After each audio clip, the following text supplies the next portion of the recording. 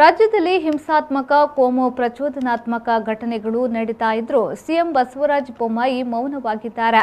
CM ರಾಜ್ಯವನ್ನ ಗೂಂಡಾಗಳ ಕೈಗೆ ಕೊಟ್ಟಿದ್ದಾರೆ ಎಂದು ಮಾಜಿ ಸಚಿವ ವಿಧಾನಸಭೆಯ ವಿಪಕ್ಷ ಉಪನಾಯಕ ಯುಟಿ ಖಾದರ್ ಕಿಡಿಕಾರಿದ್ದಾರೆ. ಮಂಗಳೂರು ನಗರದ ಸರ್ಕ್ಯೂಟ್ ಹೌಸ್ನಲ್ಲಿ ನಡೆದ ಸುದ್ದಿಗೋಷ್ಠಿಯಲ್ಲಿ ಮಾತನಾಡಿದ ಅವರು, ಕರ್ನಾಟಕ ರಾಜ್ಯಕ್ಕೆ ಅದರದೇ ಆದ ಇತಿಹಾಸ, ಪರಂಪರೆ, ಸಂಸ್ಕೃತಿ ಇದೆ. ವಿಶ್ವದಲ್ಲಿ ಬೆಂಗಳೂರಿಗೆ ಶಾಂತಿಯುತ ನಗರ ಎಂಬ ಹೆಸರು ಕೂಡ ಇದೆ. ಬಿಜೆಪಿ ಸರ್ಕಾರದಿಂದ ರಾಜ್ಯದ ಗೌರವ, ಘನತೆಗೆ ಚ್ಯುತಿ ಉಂಟಾಗಿದೆ ಎಂದು ಕಿಡಿಕಾರಿದ್ರು.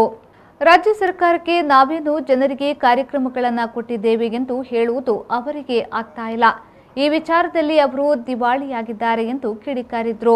ಹೀಗಾಗಿ ಇಂತಹ ಹಿಂಸಾತ್ಮಕ ಕೃತ್ಯಗಳಿಗೆ ಸರ್ಕಾರ ಪ್ರಚೋದನೆ ನೀಡುತ್ತಿದೆ ಎಂದು ಆರೋಪಿಸಿದ ಖಾದರ್ ಅವರು, ಇಷ್ಟೆಲ್ಲ ಅನಾಹುತ ಆಗ್ತಿದ್ರೂ ಸಿಎಂ ಮೌನವಾಗಿದ್ದಾರೆ. ಜನರಿಗೆ ಧೈರ್ಯ ತುಂಬದ ಸಿಎಂ ಜನರಿಗೆ ಆತ್ಮವಿಶ್ವಾಸ ಕೂಡ ಕೊಡುತ್ತಿಲ್ಲ. ಅಲ್ಲದೆ ಇಂತಹ ಹಿಂಸಾತ್ಮಕ ಕೃತ್ಯಗಳನ್ನು ಮಾಡುವವರ ವಿರುದ್ಧ ಮಾತನಾಡುತ್ತಿಲ್ಲ ಎಂದು ಕಿಡಿಕಾರಿದ್ರು. ಈ ಮೂಲಕ ಸಿಎಂ ಕರ್ಣನ ರಾಜ್ಯವನ್ನ ಗೂಂಡಾಗಳ ಕೈಯಲ್ಲಿ ಕೊಟ್ಟಿದ್ದಾರೆ ಎಂದು ಗುಡುಗಿದ್ರು. ಕೂಡಲೇ ಸಿಎಂ ಮಾತನಾಡಬೇಕು ಎಂದು ಅವರು ಆಗ್ರಹಿಸಿದ್ರು. ನೋಡಿ, ಕರ್ನಾಟಕ ರಾಜ್ಯಕ್ಕೆ ಅದರದೇ ಆದೊಂದು ಇತಿಹಾಸ ಇದೆ, ಒಂದು ಸಂಸ್ಕೃತಿ ಇದೆ, ಪಾರಂಪರೆ ಇದೆ. ಇಡೀ ದೇಶದ ವಿಶ್ವದಲ್ಲೇ ಕರ್ನಾಟಕ, ಬೆಂಗಳೂರು ಅಂತ ಹೇಳಿದೆ ಅತ್ಯಂತ ಪೀಸ್ಫುಲ್ ಸ್ಟೇಟ್ ಎಂಬ ದೊಡ್ಡ ಮಟ್ಟದ ಒಂದು ಹೆಸರಿದೆ. ಈ BJP ಸರ್ಕಾರದಿಂದ ಕರ್ನಾಟಕ ರಾಜ್ಯದ ಘನತೆಗೆ ಮತ್ತು ಗೌರವಕ್ಕೆ ಇವತ್ತು ಕಪ್ಪು ಚುಕ್ಕೆ ಮತ್ತು ಧಕ್ಕೆಯಾಗಿದೆ. ಕರ್ನಾಟಕ ರಾಜ್ಯದ 95% ಎಲ್ಲ ವರ್ಗದ ಮತ್ತು ಎಲ್ಲ ಧರ್ಮದ ಜನರು ಇದನ್ನು ಬಹುಶಃ ಒಪ್ಪುವುದಿಲ್ಲ, ಇದನ್ನು ತಿರಸ್ಕರಿಸ್ತಾರೆ. ಇದಕ್ಕೆ ಯಾರು ಕೂಡ ಬೆಂಬಲ ಕೊಡುವುದಿಲ್ಲ. ನಿನ್ನೆ ಬಹುಶಃ ಧಾರವಾಡದಲ್ಲಿ ನಡೆದಂತಹ ಒಂದು ಘಟನೆಯಲ್ಲಿ ಆ 4 ಜನ ಯುವಕರ ಕೃತ್ಯವನ್ನು ಎಲ್ಲರೂ ಕೂಡ ಖಂಡಿಸಿದ್ದಾರೆ.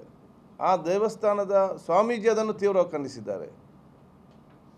ಎಲ್ಲ ನಮ್ಮ ಹಿಂದೂ ಸೋದರರು ಕೂಡ ತೀವ್ರವಾಗಿ ಅದನ್ನು ಖಂಡಿಸಿದ್ದಾರೆ. ಎಲ್ಲರೂ ಈ ಸರ್ಕಾರದ ವಿರುದ್ಧ ಮತ್ತು ಇಂಥ ಕೃತ್ಯದ ವಿರುದ್ಧ ಒಂದು ಕ್ರೂರಿ ಮನಸ್ಸಿನ ಜನಸಾಮಾನ್ಯ ಮಾಡುವಂಥದ್ದು ಇದನ್ನು ಕನ್ನಡಿಗರು ಸಂಸ್ಕೃತಿ ಖಂಡಿತ ಒಪ್ಪುವುದಿಲ್ಲ. 90% ಜನ ಎಲ್ಲ ಜಾತಿ ಧರ್ಮದವರು ಕೂಡ ಇಂಥ ವಿಚಾರಗಳೇ ಈ ಸರ್ಕಾರಕ್ಕೆ ತಿರುಗುಬಾಣವಾಗ್ತದೆ. ನೆಕ್ಸ್ಟ್ ವಿಚಾರದಲ್ಲಿ ರಾಜ್ಯ ಸರ್ಕಾರ ತಮ್ಮ ರಾಜ್ಯಕ್ಕೆ ದಿವಾಳಿತನ, ಜನಸಾಮಾನ್ಯ ನಾವು ಏನು ಕಾರ್ಯಕ್ರಮ ಮಾಡಿದ್ದೇವೆ ಅಂತ ಹೇಳಲಿಕ್ಕೆ ಇವರು ಏನು ಕೂಡ ಇಲ್ಲ, ಖಾಲಿಯಾಗಿದ್ದಾರೆ, ದಿವಾಳಿಯಾಗಿದ್ದಾರೆ. ಅದಕ್ಕಾಗಿ ಈ ರೀತಿ ಇದಕ್ಕೆ ಪ್ರೇರಣೆ ಕೊಡುವಂಥ ಕೆಲಸ ಆಗಿದೆ. ಮಾನ್ಯ ಮುಖ್ಯಮಂತ್ರಿಗಳು ಮೌನವಾಗಿದ್ದುಕೊಂಡು ಈ ಇಂಥ ವಿಚಾರಗಳಲ್ಲಿ ಜನಸಾಮಾನ್ಯರಿಗೆ ಧೈರ್ಯ ತುಂಬುವ ಮತ್ತು ಆತ್ಮವಿಶ್ವಾಸ ಮಾತನಾಡದೆ ಮತ್ತು ಈ ರೀತಿ ಕೃತ್ಯ ಯಾರು ಮಾಡ್ತಾರೆ ಅವರಿಗೆ ತಕ್ಕವಾದ ಎಚ್ಚರಿಕೆಯನ್ನು ಕೊಡದೆ ಕರ್ನಾಟಕ ರಾಜ್ಯವನ್ನು ಗೂಂಡಗಳ ಕೈಯಲ್ಲಿ ಕೊಟ್ಟಿದ್ದಾರೆ.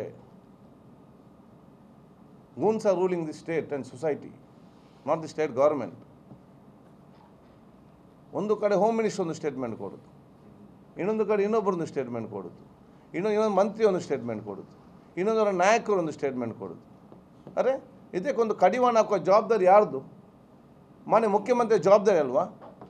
ಯಾಕೆ ಮುಖ್ಯಮಂತ್ರಿ ಮೌನವಾಗಿದ್ದಾರೆ ಅಂತ ನಾನು ಕೇಳಲಿಕ್ಕೆ ಬಯಸ್ತೇನೆ ಜನತೆಯ ಪರವಾಗಿ.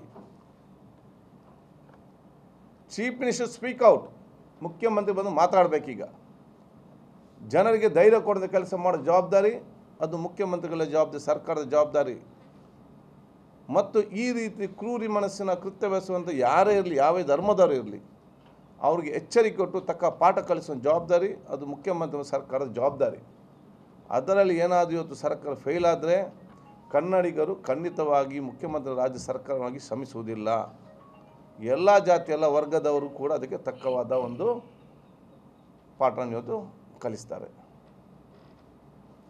ಎಲ್ಲರೂ ಕೂಡ ಇವತ್ತು ಇದರಲ್ಲಿ ಎಲ್ಲ ಜಾತಿ ಧರ್ಮದವರು ಕೂಡ ಒಟ್ಟಾಗಿದ್ದಾರೆ. 3-5% ಅದಕ್ಕೆ ಯಾರು ಕೂಡ ಇವತ್ತು ಬೇಡ. ಕೋಮುವಾದಿಗಳ ವಿವಾದ ಸೃಷ್ಟಿಸುವಂಥ ವಿವಾದವನ್ನು ಮಟ್ಟ ಹಾಕುವಂಥ ಕೆಲಸ ಅದು ಸರ್ಕಾರದ ಇವತ್ತು ಕೆಲಸ. ಆ ಕೆಲಸ ಇವತ್ತು ಮಾಡಬೇಕು. ಅದು ಮೌನವಾಗಿ ನಿಂತು ನೋಡೋದಾದರೆ ಅದು ಸರ್ಕಾರ ಅಂತ ಹೇಳಲಿಕ್ಕೆ ಸಾಧ್ಯ ಇಲ್ಲ. ಈ ಸಂದರ್ಭ ಸುದ್ದಿಗೋಷ್ಠಿಯಲ್ಲಿ ಕಾಂಗ್ರೆಸ್ ಮುಖಂಡರಾದ ಕಳ್ಳಿಗೆ ತಾರನಾಥ್ ಶೆಟ್ಟಿ, ಫಾರೂಕ್ ತುಂಬೆ, ಸುರೇಶ್ ಭಟ್ನಗರ, ಜಯರಾಜ್, ರವಿ ಕಾಪಿಕಾಡ್ ಮೊದಲಾದವರು ಉಪಸ್ಥಿತರಿದ್ದರು.